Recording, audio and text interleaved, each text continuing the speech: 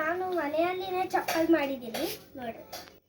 So ಈಗ ಆಯ್ತು, ನಾನು ಮನೆಯಲ್ಲಿನೇ ಸ್ಲೀಪರ್ ಮಾಡಿದ್ದೀನಿ ನೋಡ್ರಿ. ಹಾಕೊಂಡು ತೋರಿಸಿದೆ.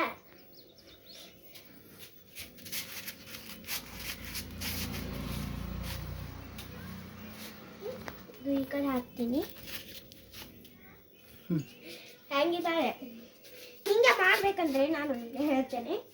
ತಾವು ಟಿಪ್ಸು ತಗೋಬೇಕು. ದಾರ ಆದರೂ ಇಡ್ಲಿ, ಟಿಪ್ಸ್ ಆದರೂ ಇಡ್ಲಿ, ಇದ್ರ ಒಳಗಡೆ ಹೋಗಿ ಒಂದು ಗಂಟು ಹೊಡಿಬೇಕು. ಇದು ಹಿಂಗೆ ಮಾಡ್ಕೊಂಡು ಇಲ್ಲಿ ಗಂಟು ಹಿಂಗೆ ಮಾಡಬೇಕು. ಇದು ಇಲ್ಲಿ ಮಾಡ್ಕೊಂಡು that's it. Chappal ready. I am home